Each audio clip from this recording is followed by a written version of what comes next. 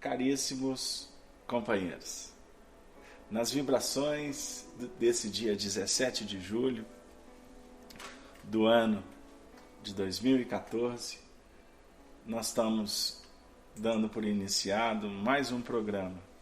Hoje o nosso programa completa, atingimos o número de 104 encontros. Então é uma jornada que tem nos felicitado, nos atendido, nos ajudado bastante. Então aos poucos nós vamos qualificando, aprimorando o nosso trabalho para que ele possa chegar para o maior número de pessoas que estejam interessadas em estudar a doutrina espírita e o Evangelho de Jesus.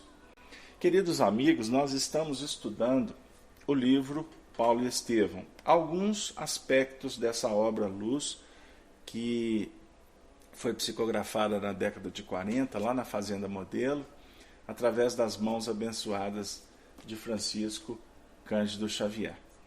Na última semana, nós iniciamos as reflexões em torno do discurso de Estevão, como Emmanuel define o capítulo da obra, a pregação de Estevão, que é o capítulo 5. E nós vamos já de cara reler o primeiro parágrafo que nós trabalhamos na última semana e trazermos considerações ainda acerca do mesmo. Então, eu peço a permissão para vocês para fazer a leitura e convidando-os para, quem tiver a obra, poder nos acompanhar. Estevão ergueu altos olhos serenos e fulgurantes e, sem se perturbar com a presença de Saulo e dos seus numerosos amigos, começou a falar mais ou menos nesses termos com voz clara e vibrante. Mas ide as ovelhas perdidas à casa de Israel, e indo pregai dizendo, é chegado o reino dos céus.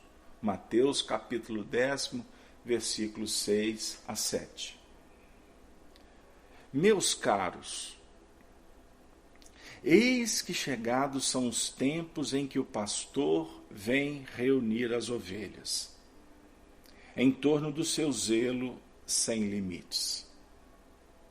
Éramos escravos das imposições pelos raciocínios, mas hoje somos livres pelo Evangelho do Cristo Jesus. Nossa raça guardou, desde épocas imemoriais, a luz do tabernáculo, e Deus nos enviou seu Filho sem mácula. Onde estão em Israel os que ainda não ouviram as mensagens da Boa Nova? Onde os que ainda não se felicitaram com as alegrias da nova fé? Deus enviou sua resposta divina aos nossos anseios milenários. A revelação dos céus aclara os nossos caminhos, consoante as promessas da profecia de todos quantos choraram e sofreram por amor ao Eterno. O emissário divino veio até ao antro de nossas dores amargas e justas, para iluminar a noite de nossas almas impenitentes, para que se nos desdobrassem os horizontes da redenção. O Messias atendeu aos problemas angustiosos da criatura humana, com a solução do amor que redime todos os seres e purifica todos os pecados. Mestre do trabalho e da perfeita alegria, suas bênçãos representam nossa herança. Moisés foi a porta. O Cristo é a chave. Com a coroa do martírio, adquiriu para nós outros a láurea imortal da salvação. Éramos cativos do erro, mas seu sangue nos libertou. Na vida e na morte, nas alegrias de Caná, como nas angústias do Calvário. pelo que fez e por tudo que deixou de fazer em sua gloriosa passagem pela terra, ele é o Filho de Deus iluminando o caminho. Acima de todas as cogitações humanas, fora de todos os atritos das ambições terrestres, seu reino de paz e luz esplende na consciência das almas redimidas. Então, na última semana, nós fizemos algumas reflexões em torno deste primeiro parágrafo. E nós iniciamos, portanto, alguns pontos no que remontam a duas palavrinhas aqui, ou dois pontos chaves desse primeiro parágrafo, que a gente observa a própria didática de Emmanuel, que efetivamente define essa apresentação como um ponto de um valor extraordinário para o nosso aprendizado. Então, nesse momento, eu gostaria de trazer como nota um material que nós escolhemos para nos ajudar ainda mais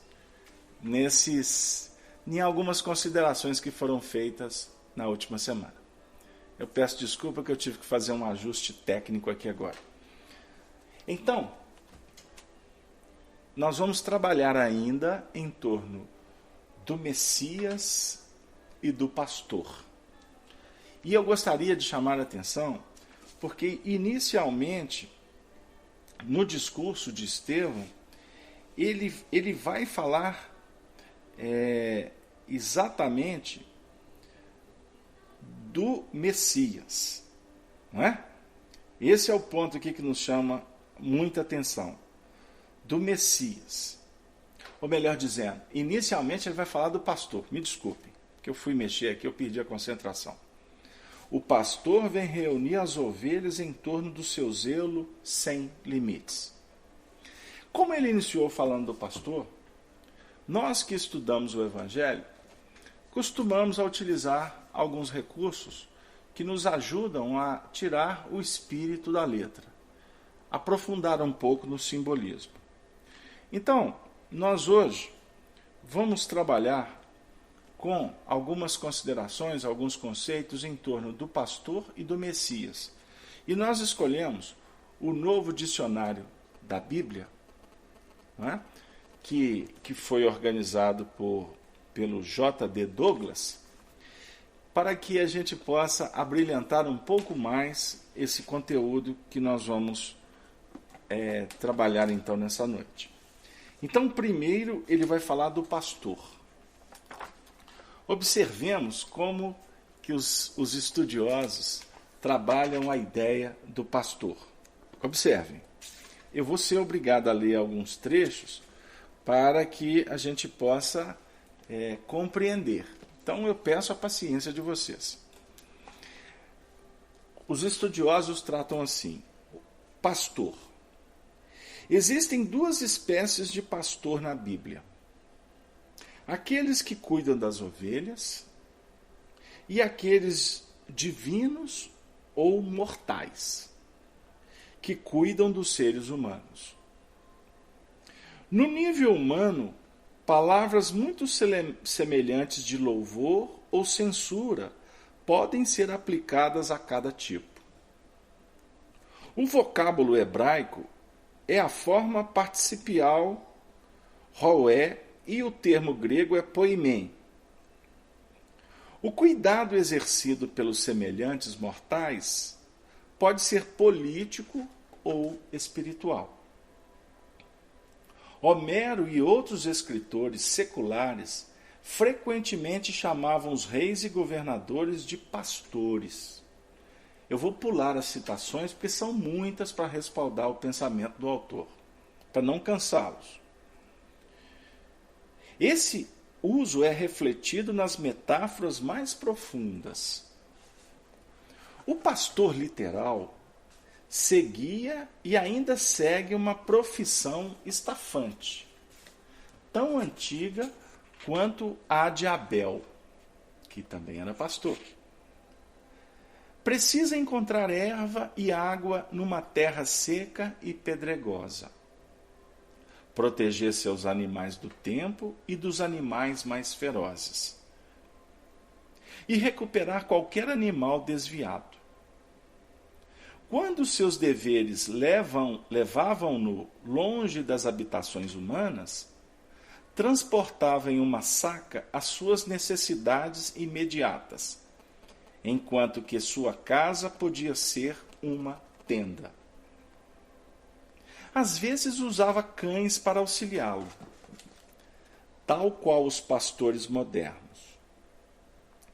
Quando os pastores e rebanhos se instalavam mais permanentemente em qualquer cidade, isso assinalava despovoamento dos campos e desastre por causa do julgamento divino. O pastor encarregado das ovelhas estava sujeito a apresentar substituição pelas ovelhas perdidas, a não ser que pudesse invocar circunstâncias fora de sua previsão e controle. Idealmente, o pastor deveria ser forte, dedicado e abnegado, conforme muitos deles eram.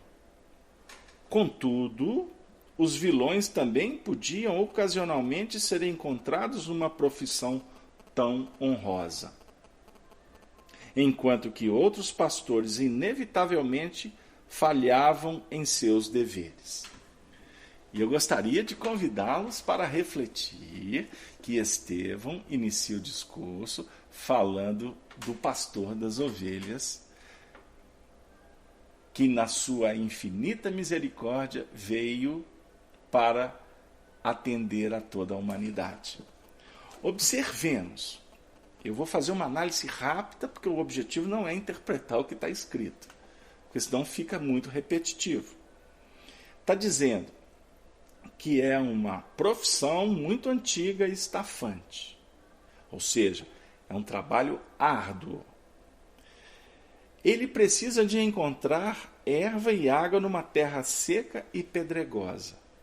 Olha que interessante. Ele tem que encontrar para ajudar as ovelhas a definir que o Senhor da vida, Jesus, trabalha para facilitar o encaminhamento das ovelhas que somos nós, seus irmãos, mais necessitados, para encontrar a água que vai atender a sede espiritual. E também vai facilitar um pouco o caminho que é extremamente pedregoso. E ele facilita por misericórdia, sem tirar das ovelhas que somos nós a oportunidade de caminhar nas dificuldades. Mas só que ele a auxilia para que nós caminhemos de acordo com o tempo e o tempo justo e as nossas necessidades reais. Por isso que o Evangelho não traz sobrepeso para ninguém. Evangelho como uma proposta de conduta, de transformação mental e sentimental, precisa da chave da doutrina espírita para que tudo aconteça de uma forma produtiva e eficiente, obviamente, respeitando então as possibilidades. Com isso eu quero dizer que todos que estamos na luta estamos, por certo, atendidos, auxiliados pelo mais alto, para que nós conquistemos os valores, as experiências imprescindíveis para a nossa jornada evolutiva, mas sem sobrepeso. Isso é importante. Agora, olha que interessante. Também proteger animais do tempo e de animais ferozes. O Senhor da vida, Jesus, está nos auxiliando, nos protegendo contra animais ferozes. E o próprio tempo, o clima, as dificuldades. Como ele faz isso? Nos oferecendo, portanto, chaves para que a gente possa aprender a escolher, a selecionar, não é mesmo? E à medida em que o ser vai se capacitando na vida, ele vai encontrando, ele vai fortalecendo o seu sistema imunológico, vai adquirindo saúde, ele vai adquirindo a imunologia espiritual através do conhecimento e da vivência. Tudo isso, todas as nossas necessidades, portanto, são efetivamente, vamos dizer assim, atendidas de acordo com a misericórdia da providência divina, que jamais nos situa uns à frente dos outros sem finalidade para o nosso soerguimento, o nosso crescimento. Eu vou passar rapidamente. Ele vai falar o seguinte, que também da questão que a sua casa pode ser uma tenda. Os pastores, quando estão se locomovendo, pode ter uma moradia transitória. E isso aqui também traz alguns pontos para a gente refletir. Que o pastor vem e vai. O pastor está numa dinâmica de atender em muitas terras a todas as ovelhas, que está sobre a responsabilidade consignada pelo mais alto. São os benfeitores. Então Jesus, vamos dizer assim, montou sua tenda aqui no planeta Terra para acolher a todos nós, toda a população de encarnados e desencarnados, para nos ajudar. E é muito interessante, ele também, encarregado das ovelhas, está sujeito a apresentar substituição por ovelhas perdidas. Então por isso é que Jesus diz que muitas são as ovelhas desse aprisco, mas existem outras ovelhas que não são desse aprisco. A definir que a substituição das ovelhas se faz de acordo com a necessidade do atendimento às ovelhas, né? Dentro da dinâmica do trabalho do pastor. Olha que coisa bonita, não é? O pastor vai à frente, não é? Através dos caminhos que são infinitos. Olha que interessante. Os caminhos infinitos da evolução, e ele dando, concedendo oportunidades para todos, né? Para todos, sem privilégios. O mais necessitado é atendido, o menos necessitado também será atendido. Agora, o que vale para nós é o seguinte: os que não são necessitados, um dia poderão vir a ser, e ele estará sempre pronto para atender a todos, né? A ideia aqui do pastor ser forte, né, dedicado, abnegado, isso tudo aqui nos traz reflexões interessantes, não é mesmo? Porque na dinâmica da evolução espiritual, né, o Senhor da vida efetivamente se fortalece a partir do movimento em que ele propõe o trabalho, né? Meu pai trabalha até agora e eu também trabalho. Olha que beleza.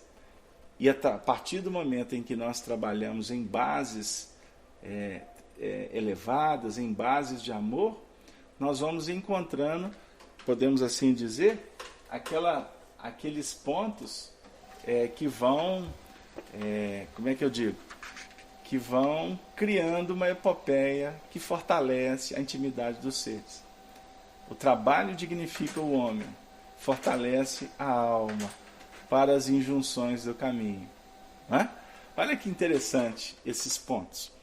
Bom, então, agora, também o texto vem dizer que existem muitos pastores, ou aqueles que se dizem pastores, que se colocam nessa condição de guiar ovelhas.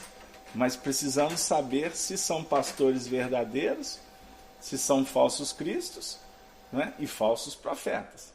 E isso, à medida em que nós vamos caminhando na senda do aprendizado, da lucificação interior, nós vamos como que criando condições de identificar isso, né? Identificar pela própria libertação do ser em bases soberanas do Espírito, né?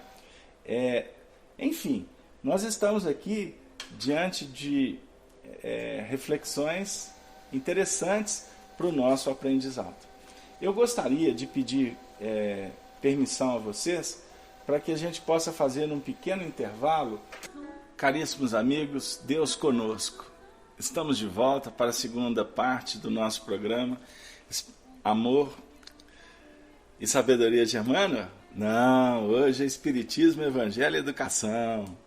Nós estamos trabalhando a pregação de Estevão e falando um pouquinho sobre o motivo que ele colocou no seu discurso, o pastor que veio atender aos anseios das ovelhas necessitadas de aprisco, de amor, de orientação, de encaminhamento em bases de evolução. Então, continuando, trabalhando alguns aspectos que está no livro Novo Dicionário da Bíblia. Então, tal é a honra dessa profissão, que o Antigo Testamento frequentemente atribui a Deus o título de pastor de Israel. Terno em sua solicitação, que algumas vezes talvez espalhe indignado as ovelhas, para em seguida reuni-las, depois de perdoá-las. São conceitos religiosos, né? Lembrando que esse dicionário foi escrito por teólogos, não é? Então ele tem alguns aspectos que envolvem o catolicismo, o protestantismo, e a gente tem que filtrar um pouquinho aqui, mas a essência do que está escrito aqui é muito significativa para nós, para que a gente construa um pensamento sobre a ótica espírita. Então, continuando, algumas vezes, só explicando, por isso porque Deus não perdoa e nem fica indignado, mas somos nós que criando dificuldades para nós mesmos diante da própria lei natural da vida, nós muitas vezes nos afastamos, vamos dizer assim, do aprisco, não é?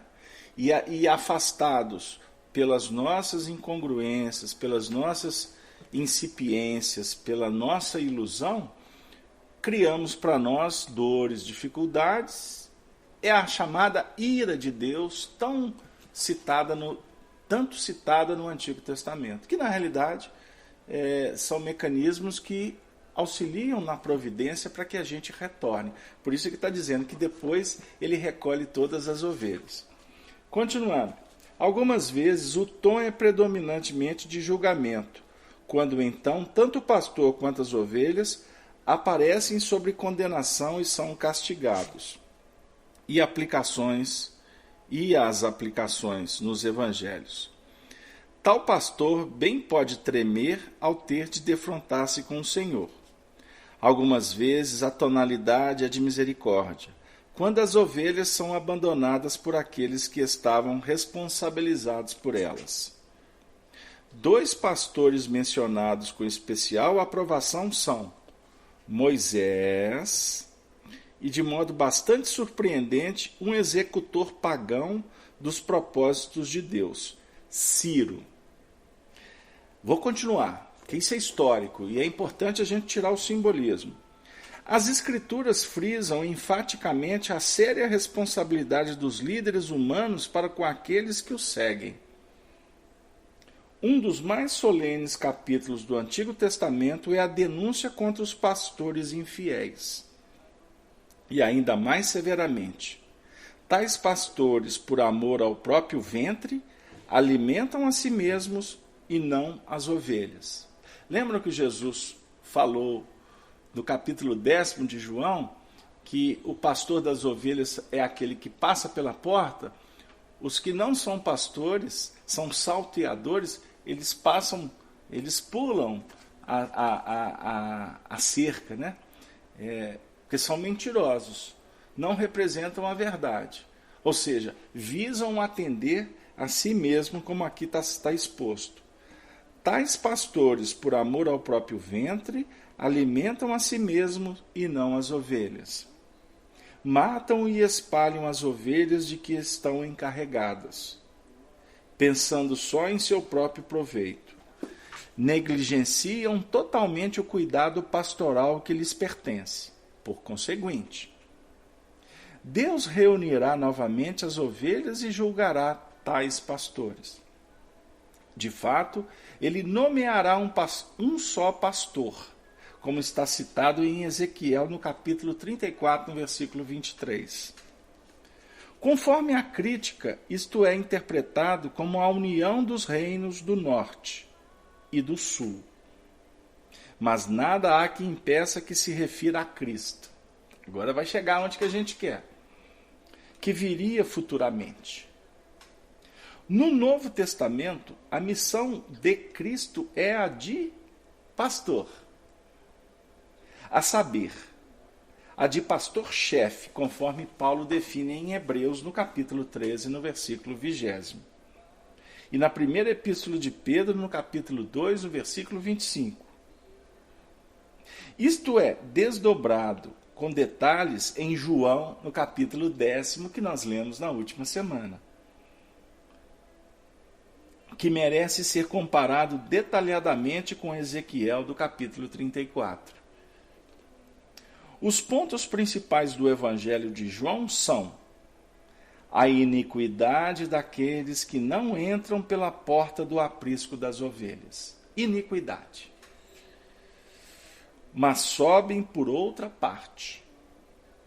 O uso da porta como sinal do verdadeiro pastor, a familiaridade das ovelhas com a voz do seu líder autêntico.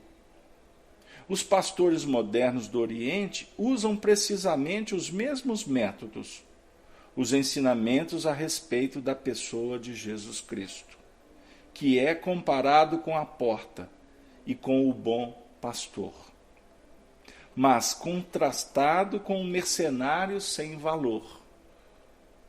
A relação existente entre Cristo, os seus seguidores e Deus, o fato de outras ovelhas também virem a ser trazidas para um só rebanho, e a rejeição àqueles que não são verdadeiramente ovelhas de Cristo. São as considerações que a gente queria trazer. Se vocês nos permitem, podemos refletir mais um pouco do que nós acabamos de ler. Agora, no final, gostaria de dar boa noite para todos que estão chegando agora, ligando seus computadores, estão acessando seus equipamentos através do Google Play, das rádios, enfim. Que Jesus nos abençoe, o nosso bom pastor. No que remonta àqueles que entram pela outra parte e não pela porta, que é o caminho percorrido pelo pastor, passar pela porta para encontrar com as suas ovelhas, eu estava hoje prestando atenção numa conversa com uma pessoa, com uma secretária nossa aqui, e ela dialogava no telefone com uma companheira dela de comunidade. Eles são evangélicos. E eu escutei alguma coisa assim muito rápida, porque eu não fico escutando conversa das pessoas, mas eu passava na hora e não teve jeito. E ela disse assim: ontem eu fui à igreja e está me fazendo muito bem ir à igreja. Só que o pastor está numa pedição de dinheiro, que está um negócio assim, muito sério. E quer saber de uma coisa? Eu vou lá porque a igreja me faz bem. Agora, se o pastor continuar nessa pedição toda de dinheiro, eu vou parar de ir. Então, sem exposição da pessoa, porque eu não vou citar detalhes, mas esse movimento pequenininho que aconteceu aqui na minha casa hoje, ele fala muito do que está sendo dito aqui quanto aos salteadores, os falsos cristos. Observe o trabalho de quantos pastores ajudando comunidades, milhares, milhões de pessoas. É um papel assim, é uma missão extraordinária. Só que na realização da missão, nós podemos dizer para nós mesmos se nós estamos sendo bons pastores ou salteadores. Eu não vou nem dizer maus pastores, porque uma coisa é uma coisa, outra coisa é outra coisa. Não tem meio termo, ou é quente ou é frio. E quando não estamos sintonizados com a verdade, a treva, ela é percebida, ela é detectada pelas almas sensíveis, pelos olhos atentos. Independente disso, a treva é percebida. E o indivíduo que assume uma missão de liderar, ele tem uma responsabilidade muito séria. Então, quem não ajunta, como diz Jesus, espalha. Isso pode acontecer em nível social, em nível religioso, como também pode acontecer dentro de nós mesmos. Quando nós privilegiamos a nossa personalidade em detrimento da nossa essência espiritual. O bom pastor das ovelhas é aquele que vem para reuni-las, para ter uma tarefa especial como um mestre, que vai, pela sua conduta, inspirar, acolher, cuidar, dentro de um mecanismo de uma convivência próxima. O pastor pode muito, dentro do fenômeno das relações, oferecer muitos contributos para as suas ovelhas.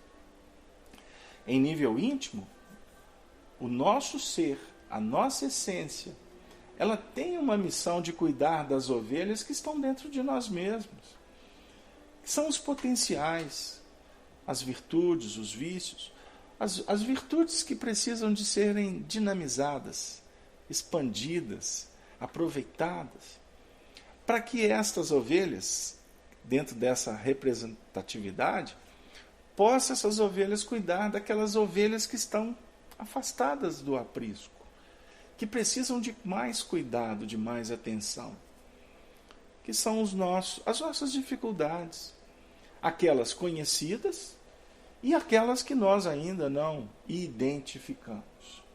Não é mesmo? Daquelas que ainda a gente não descobriu. Ou seja, nós temos pontos que já estão mais do que clarificados no nosso entendimento, que necessitam de ser cuidados. E outros que ainda a gente não descobriu. Mas a partir do momento em que nós vamos cuidando, na hora certa, com a dedicação específica e importante, cuidando destes pontos que a gente já entende que precisam de ser trabalhados, estaremos gradativamente nos fazendo pastores destas ovelhas e já automaticamente nos preparando para cuidar de outras ovelhas que não são desse aprisco ainda, mas que hão de ser, no momento, aprazado pela providência divina. Não é? Como o Fábio, de Santa Maria do Rio Grande do Sul, está dizendo, somos também cooperadores de Jesus na missão de juntar todo o rebanho. É isso aí, Fábio. O rebanho que está disperso, o rebanho que está do nosso lado, mas, acima de tudo, do rebanho que está dentro de nós mesmos. Esse é o ponto que o Evangelho vai nos ajudando. Não é? É necessário que entendamos isso. Porque o primeiro impulso de uma alma nobre é querer ser um pastor de todas as ovelhas, consertar o mundo. Como ensina o adágio oriental, asiático, né? Propriamente dito. O primeiro impulso de uma alma nobre é querer consertar o mundo. Mas com o tempo ela perceberá que precisa de cuidar, de aprimorar o seu mundo íntimo. E para a gente chegar nessa conclusão, infelizmente a gente acaba tendo que perpassar muitas sendas difíceis, muitos tormentos, muita escassez, muita dor, doença, abandono, guerras, violência, né? Escravidão. Nós precisamos muitas vezes de passar, portanto, por essa solidão para que a gente chegue nessa conclusão de que nós temos que cuidar desse mundo íntimo, que é efetivamente a grande missão que o Senhor nos confiou. Quando fomos planejar a nossa reencarnação, nós nos propusemos a isso. Só que chega aqui, a gente acaba ou fazendo questão de olvidar, de deixar de lado, pela indiferença, pela acomodação, ou costumamos também percorrer os caminhos resvaladouros da rebeldia, não é? Que é onde nos projetar em precipícios de muita dor. A Maria Oliveira do Ceará está dizendo, e que muitos acham que pastorear um rebanho é exercer um cargo, quando na verdade deveriam mostrar nobreza no coração exemplificado. Maria, bondosa companheira, você tocou num ponto que é muito importante para todos nós, que inclusive militamos na seara espírita. É muito importante, é muito sério esse assunto que você levantou. Porque as nossas instituições, a nossa casa espírita, ela precisa de ser coordenada. Ela precisa de ser gerenciada. A casa espírita tem tarefas que são tarefas administrativas. Nós temos que pagar conta. Nós temos que prestar declaração de imposto de renda. Na nossa casa espírita, se você não tem na sua, adote. Você precisa de que todos os trabalhadores assinem um termo de voluntariado. Isso é importante. Ah, que é isso, Casalberto? Tudo lá é cristianismo. É cristianismo. Mas o indivíduo que está lá, que é cristão, ele pode estar casado com alguém que não seja cristão e que amanhã pode requerer direitos. E tem casa espírita pelo Brasil afora aí que já até fechou as portas por conta de causas trabalhistas. Então são pontos para se pensar. Então nós temos que cuidar, nós temos que preencher cheque, nós temos que pagar, nós costumamos, dependendo do tamanho da casa, ter que ter funcionário. Então você vai ter que discutir assuntos administrativos. Por isso, se é uma sociedade, ela precisa de ser instituída, ela precisa de ser legalizada, ela precisa de ter um estatuto registrado, um CNPJ. Então, é muito sério essa questão. Mas ela não pode ser prioritária. A prioridade da casa espírita é a vivência cristã e as suas tarefas que movimentam os planos desta cristianização. Nós estamos trabalhando com o livro Paulo e Estevão. Vamos recordar? Nós estamos falando do pastor, porque Estevão falou no discurso, ele inicia citando o Evangelho de Mateus no capítulo 10, versículo 6. Ide as ovelhas perdidas à casa de Israel. Quem vai às ovelhas perdidas é o pastor.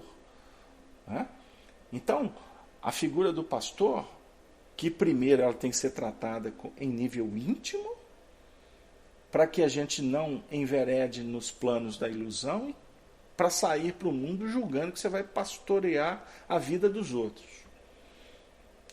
Embora existam sacerdotes, e são milhares espalhados pelo mundo afora, que têm a missão de pastorear mesmo a vida dos outros. Por quê? Existem ovelhas que precisam desses pastores, até para te perguntar se ele pagou o dízimo. Tem pessoas que precisam ser teleguiadas. Existem pessoas que precisam de se apoiar em alguma coisa. Então não pense você que existe alguma coisa errada no mundo, não. Tudo está certo. Costuma estar errado quem está falando que está errado. Agora, dentro da ética doutrinária espírita cristã que nós estamos tentando estudar, que doutrina espírita é proposta de educação espiritual, educação moral. Por isso que a instrução informa. A educação forma.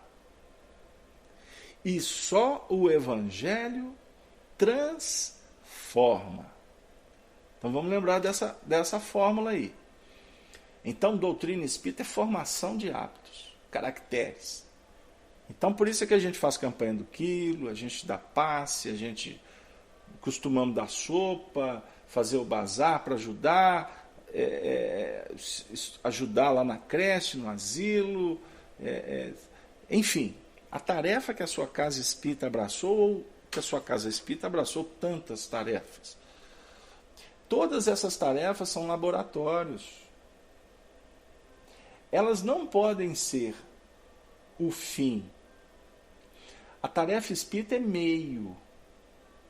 É esse aqui. E muitas vezes nós espíritas confundimos.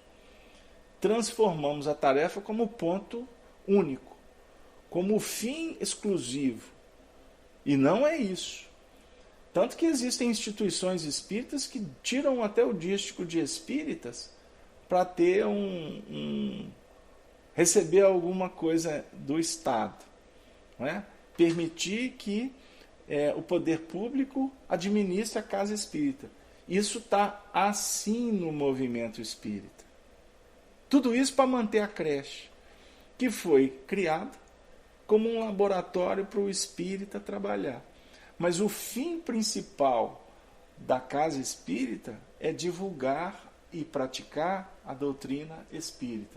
Não sei se deu lá.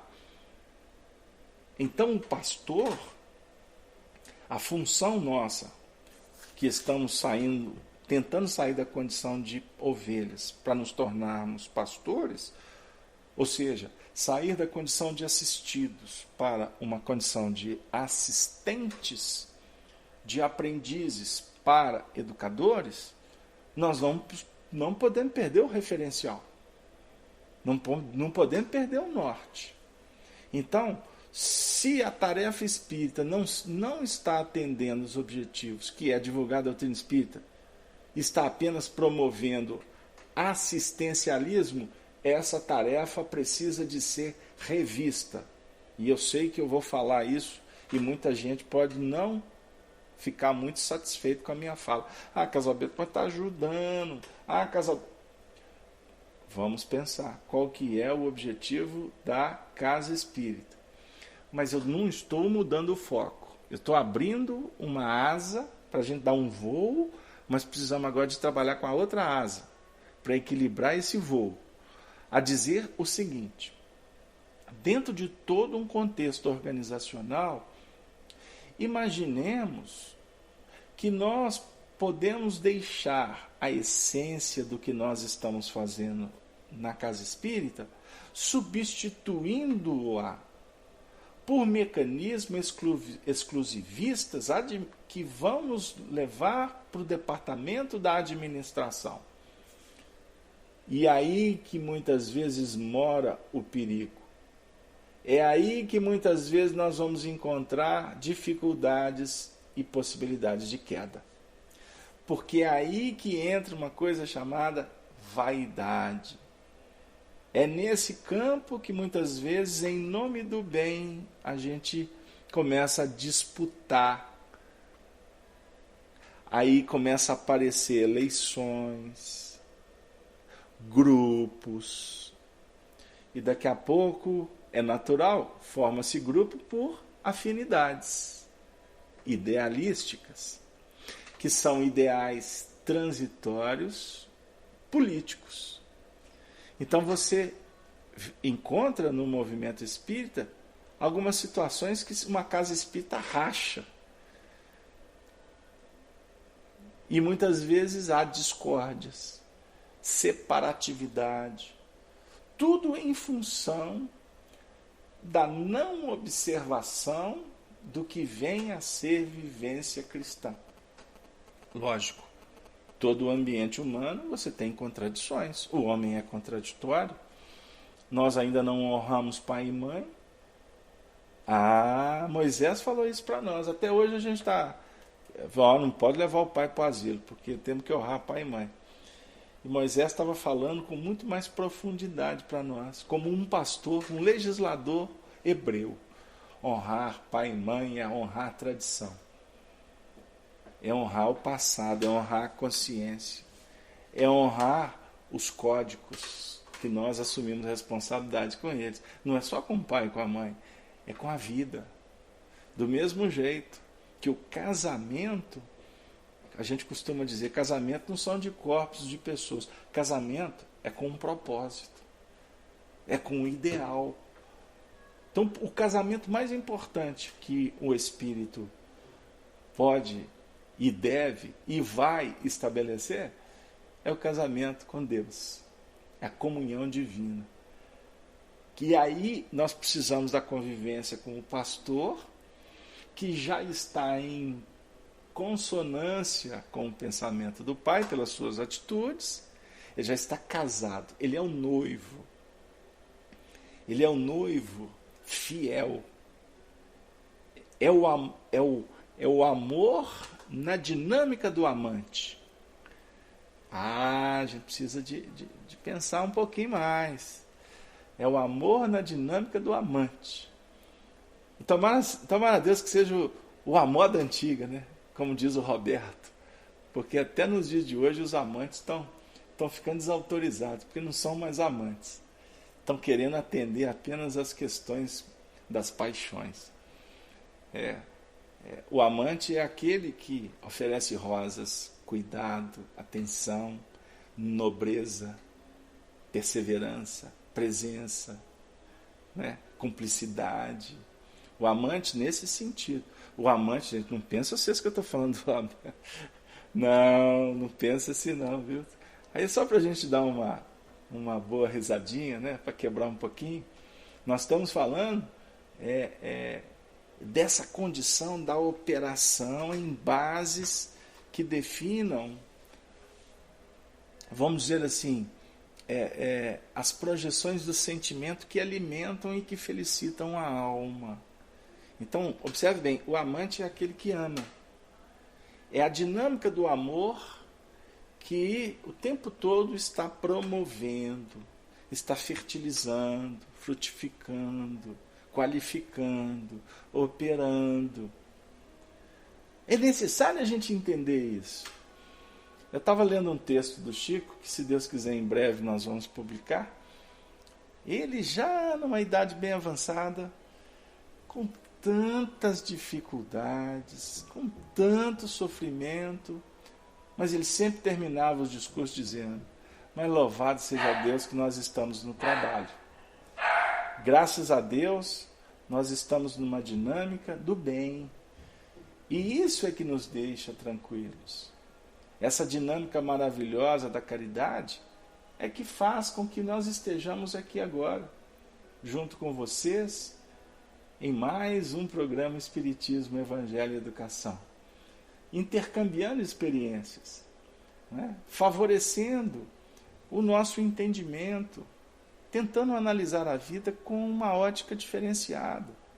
Porque talvez nós passamos o dia inteiro aí com dificuldades muito sérias, porque durante o ramerrão da rotina, dos desafios, a gente se fecha para, vamos dizer assim, para ter um alcance um pouco maior do que efetivamente a vida está nos oferecendo. Porque dor, desafio, limite, prova, visa o nosso despertar consciencial. Favorece para que nós possamos modificar o nosso padrão mental, investindo no nosso mundo íntimo. E com isso, trabalhar como aquele pastor que vai buscar a erva, a água, a alimentação para as ovelhas das nossas necessidades. Então, observe bem que beleza, que importância criar essa epopeia extraordinária de convivência cristã. E nós estamos falando de cristianismo redivivo.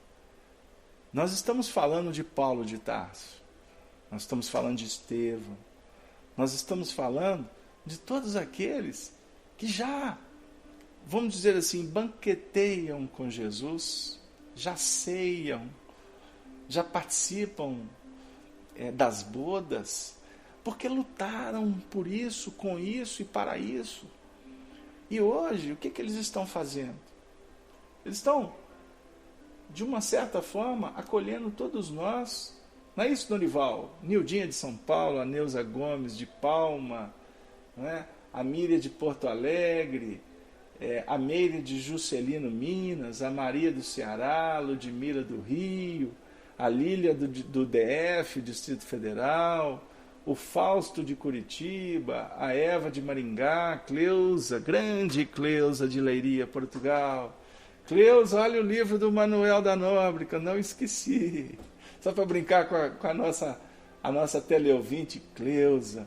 E a você, ouvinte da Rádio Brasil Espírita, que nesse momento possivelmente se encontra deitado no seu leito, com o computador do lado, ou quem sabe fazendo a jantinha para o marido, com um laptop na cozinha. Cuidado para o computador não ser impregnado pela gordura aí, se você for fritar um ovozinho, uma carnezinha aí para o maridão, né? Ou você que está passando a roupa com o computador ligado, ou com a família reunida, ajudando o filho no dever de casa.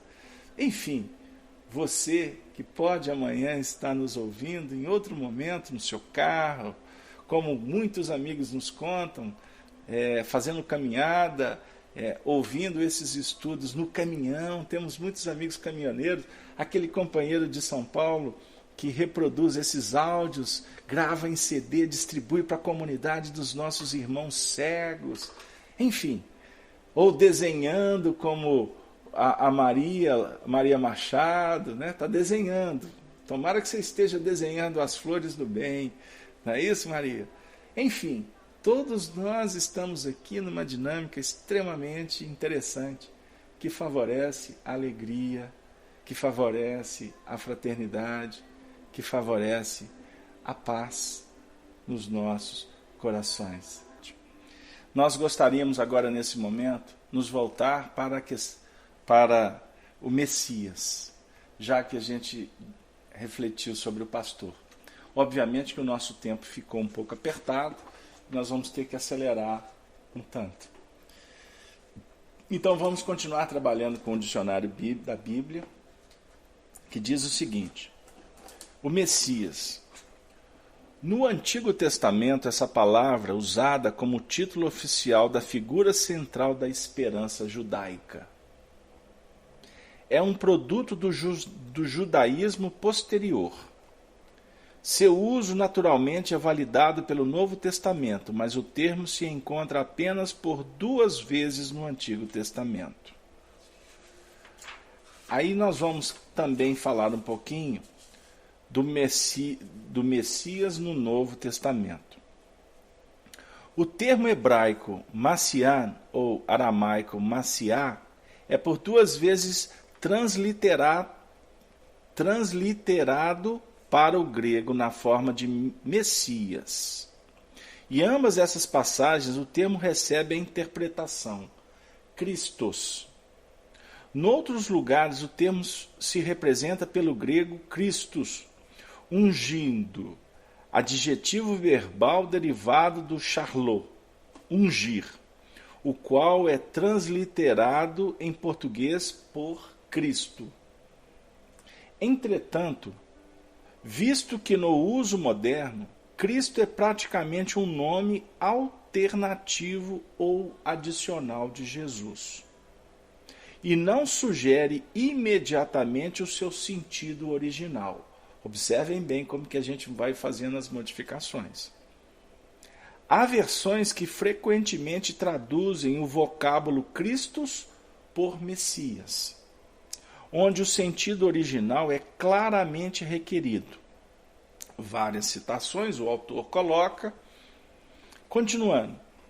O Messias é Jesus de Nazaré, o qual, por ocasião do seu batismo, foi ungido com o Espírito Santo e poder. Vamos fazer uma análise cautelosa, porque temos muitas expressões católicas aqui. Implicação envolvida na citação que Jesus fez de Isaías no capítulo 61, versículo 1, que ele o faz em Lucas no capítulo 4, versículo 18. Mas ele mesmo raramente empregou o termo, sem dúvida por causa do mal-entendido que o seu emprego teria provocado.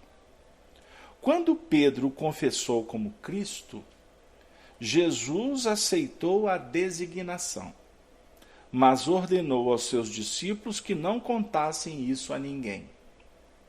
Marcos, no capítulo 8, versículo 29.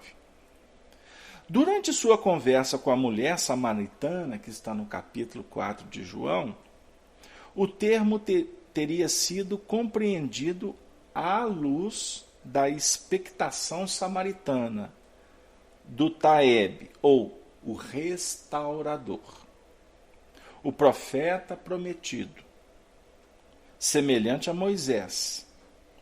Quando, entretanto, foi desafiado pelo sumo sacerdote, por ocasião do seu julgamento, a dizer se era ou não o Cristo, o Filho do Deus bendito, Jesus concordou afirmativamente, e a linguagem de sua resposta, com sua reivindicação subentendida de ser igual ao Todo-Poderoso, levou a um veredito unânime de culpa, por motivo de blasfêmia. Veredito com a consequente sentença de morte. Foi revertido por Deus, que o ressuscitou dentre os mortos, e o exaltou à sua mão direita, assim proclamando Jesus crucificado como Senhor e Messias. Vamos analisar com calma. O último parágrafo para encerrar a leitura. Todavia, Jesus compreendeu e cumpriu sua vocação messiânica, de modo diferente daquele que era popularmente associado com o Messias esperado. A voz celestial, por ocasião do seu batismo, o aclamou como Messias davídico, com as palavras: Tu és meu filho, encontradas em Salmo no capítulo 2, versículo 7, mas também adicionando as palavras mediante as quais se apresenta o servo de Yahvé, em Isaías no capítulo 42, versículo 1. O que indicava que o caráter messiânico de Jesus devia ser percebido em termos da descrição do servo, humilde, obediente, sofredor, que cumpriu sua missão ao passar pela morte e que entregou sua vindicação confiantemente a Deus. Seu ministério, coroado por sua paixão, foi caracterizado pela aderência constante à vereda que lhe fora destinada pelo Pai. E, em consequência disso, Jesus deu ao vocábulo Messias um novo significado, que transcende todas as conotações que esta palavra anteriormente tivera. Então, vamos rapidamente refletir assim. O pastor, aquele que vem pastorear, aquele que vem auxiliar, conduzir. O pastor, o governador planetário, aquele que tem autoridade, conquistada pelos planos da moral, do sentimento, das virtudes sublimadas. O Messias, aqui a gente vai refletir que é a esperança judaica nos primeiros movimentos. O Messias, aquele grande profeta que viria guiar, salvar, ungido por Deus, seria a própria divindade que encarnaria na Terra. Vocês observaram que o estudioso, ou os estudiosos, definiram como que com o passar do tempo a designação Christos foi adicionada ao nome de Jesus. Jesus Cristo. E na realidade, a representação desta condição espiritual, Christos, representa algo transcendente, que está muito além de uma missão de um profeta. Observe, não foi à toa que Estevão, primeiro no seu discurso, falou do pastor, para depois falar do Messias. Porque o Messias, na realidade, o Christos, é a expressão de Deus em cada um de nós.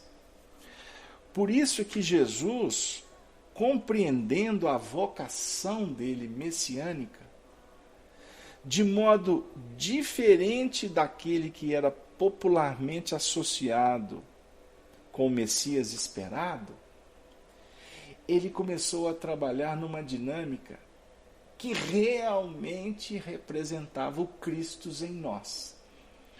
Por isso, observemos como o autor colocou: Tu és meu filho, encontradas em Salmo, mas também adicionando as palavras mediante as quais se apresenta o servo de Yahvé, Deus presente, que vai indicar efetivamente o caráter messiânico de Jesus, na descrição de um servo humilde, obediente, sofredor, que tinha que passar pela morte. Então, Cristo, Deus em nós, é a reflexão, ou é a condição do Espírito refletir o próprio amor de Deus. E como que nós vamos refletir esse amor? Como vamos refletir o bem soberano? Agindo de forma que o nosso espelho, a nossa alma, apresente esse bem. E fazendo luz. A mente é o espelho da alma a refletir soberanamente em o bem maior em toda parte. Olha que beleza, olha que maravilha. Por isso é que Jesus define para nós que Ele é a luz do mundo, conforme o capítulo 8 de João, no versículo 12. Aqueles que me seguem não andarão em trevas, mas terão a luz da vida. Quando ele fala aqueles que me seguem, aqui ele não está falando de ovelha e pastor. Ovelha e pastor, ele está falando lá no capítulo 10 de João. Aqui, no capítulo 8 de João, ele está falando do seguir no sentido de refletir o pensamento de Deus como ele reflete. Aqui ele deixa de ser o pastor, aqui ele deixa de ser o governador. Aqui ele fica expectante, vibrando como um servo humilde, silencioso, bondoso, amoroso, compassivo, expectante, como a mãe que foi fertilizada e que fica 9 meses expectante para que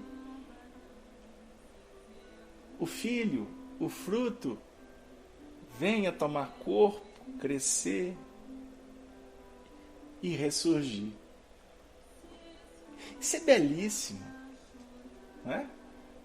Isso é maravilhoso. Luz, luz, luz. O nosso querido Estevão fala também nesse versículo, nesse parágrafo, ele fala também do mestre. Ai, se o tempo me permitisse, hein? Olha que desafio. Ele fala assim: o Messias atendeu aos problemas angustiosos da criatura humana com a solução do amor que redime todos os seres e purifica todos os pecados. Ele apresenta o amor. Só que não é o amor dele que vai redimir os nossos pecados, no seu sentido de fora para dentro. Não. Ele apresenta uma solução que é o amor, que redime e purifica. Porque amor você não dá. Não. Amor você conquista. Você não dá o que você tem, como nos ensina Emmanuel. Você não dá experiência, você não dá as suas virtudes, você não dá isso, você não dá amor. Mas quando você ama, você potencializa ainda mais o seu amor, ou o amor de Deus, como queira. Porque o amor legítimo é dele. É complexo explicar isso. Porque isso tem muito a ver com sentimento também. É como querer explicar Deus. Kardec fala que a gente vai ficar num emaranhado que não vamos chegar em lugar nenhum. Por isso que o objetivo da doutrina espírita não é estudar Deus. Não. O objetivo da doutrina espírita é estudar o Espírito. Com a profecia de o espelho da vida. Sim, a Marilac está perguntando se tem a ver com a profecia de Daniel. Que se você quiser citar aí algum versículo no chat, a gente comenta. Eu não posso procurar agora. Mas tem a ver. Por isso é que Daniel era o apóstolo amado. Porque Daniel, como João, não é? Estou dizendo que é o mesmo espírito, embora alguns defendam isso, mas isso não vem ao caso. Eu quero dizer que a sintonia, a proposta do amor, os profetas, os médiuns, as almas mais sensíveis, entram em sintonia com essas faixas vibracionais. Olha para vocês verem como é que a gente despersonaliza o processo. Por isso eu poderia até dizer assim para vocês, que o Chico Xavier, ele foi se dinamizando tanto, ele foi se aprimorando tanto nessa última encarnação, porque ele veio de encarnações complexas, no século XIX, no século XVIII, como pessoas comuns, né? Personalidades que viveram na sociedade francesa, espanhola, e que teve algumas dificuldades, mas quando ele chegou no século XX, como Chico Xavier, em convívio com o trabalho do bem, com a orientação dos benfeitores, e ele se apropriou de tal forma do trabalho, no sentido de ter no trabalho a sua viga norteadora, que o Chico entrou em frequências extremamente elevadas. E eu posso fazer até um paralelo com vocês entre Chico e Emmanuel. Possivelmente o Chico entrou em faixas de João, nas faixas que Daniel e João entraram. E o Emmanuel estava nas faixas de Paulo, de Pedro, de Moisés, de Elias, de Kardec. Sempre a gente pensar. Olha que beleza. São frequências.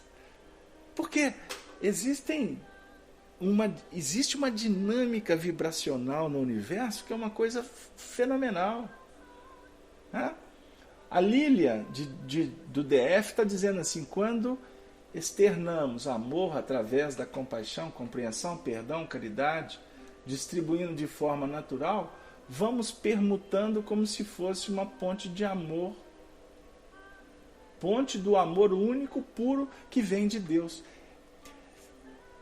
Nós vamos permutando, sim, Porque há um processo de ressonância com esse amor. E quanto mais você amar, Lília, quanto mais eu amar, todos nós amarmos, mais a comunhão se fará com o divino, com o Senhor. Aí a gente pode chegar na condição amanhã de refletir que Deus está dentro de todos nós. Porque estaremos dentro das suas expressões legítimas, que é o amor sagrado, inquestionável, imensurável, inestimável. Queridos amigos, dá para a gente ficar aqui a noite inteira refletindo sobre essa condição. Porque quando o Estevão fala que Jesus é mestre, ele quer dizer para nós que nós precisamos dessa condição do pastor que reúne, que ajuda. Nós precisamos do mestre, do mestre que vai definindo para nós a escolástica do sentimento, não é apenas da informação, da cognição, para que a gente chegue na condição do Messias, do Christus. O amor é a única coisa que mais aumenta ao ser dividido. Eu não entendi, Simplício. Depois você escreve essa frase de novo que a gente tenta trabalhá-la aí. Mas enfim, o tempo nosso está caminhando de uma velocidade assim, que daqui a pouco mesmo a gente começou o estudo de hoje, não é verdade? E passa com uma velocidade muito grande, porque falar de Jesus contagia, falar de Jesus nos traz tantas coisas boas, que dava vontade de não parar, jamais. Por isso, eu gostaria de, nessa noite, trazer para vocês, como notas de incentivo, de carinho, de amizade, uma página belíssima que foi psicografada por Chico Xavier, que está no livro O Espírito da Verdade, ditada pelo Espírito Bittencourt Sampaio, ou melhor, desculpem, Caibá Schutel, que diz assim, e fica como, vamos dizer assim, a preparação para a nossa noite de sono, para a ambiência espiritual que nós vamos adentrar em breve. Ser compassivo. Sem compaixão não há caridade. As lágrimas vertidas ao calor vívido da piedade corroem as densas cadeias da provação. Desterremos de nós a insensibilidade crua, diante das telas de angústia que se desenrolam em nossa estrada. A piedade é a simpatia espontânea e desinteressada, que se antepõe à antipatia gratuita ou despeitosa. Ela deve induzir-nos à prática do socorro moral e material, junto daqueles que nola despertam sem o que se torna infrutífera. Quando o sofrimento alheio não nos sensibiliza, a orientação divina estatue, venhamos a experimentá-lo igualmente, para avaliar a dor do próximo e nos predispormos a ampará-lo. Só a piedade consoladora traz alegria ao espírito, criando elevação e valor. Fujamos à compaixão aparente que se manifesta em lágrimas de crocodilo, gesto e exclamações pomposas, nos cenários artificiais do fingimento. Mede-se a comiseração pelo devotamento e solicitude fraternais que promove. Deve-se-lhe o despovoamento gradativo das zonas de purgação moral da espiritualidade. Deixa-te enternecer ante os painéis comovedores das crises de pranto, vezes e vezes temperadas em sangue e suor. Contudo, não te detenhas aí, busca dirimi-las. Perlustra as vielas ínvias da necessidade e beneficia as almas que se agitam em desespero dentro da jaula do próprio corpo. Tem dó, não apenas dos quadros gritantes de falência íntima, mas também dos padecimentos mascarados de silêncio e de orgulho, ingenuidade e inexperiência. Inunda de amor os corações mantidos sobre o vácuo do tédio. Protege a infância desvalida, pois os pequenos viajores da carne carecem de guias. Favorece com a moeda e abençoa com a palavra os pedintes andrajosos, somente acariciados pelos cães que vagueiam nas ruas. E na certeza de que a piedade sincera jamais expressa covardia a derruir o bem, nem ridículo a excitar o riso alheio, acatemo-la como força de renovação das almas e luz interior da verdadeira vida, eternizada por Deus. Sê compassivo. Sejamos compassivos. Porque compassivo sendo, a própria lei divina há de favorecer a compassividade para com as nossas adversidades, na condição de Cristos.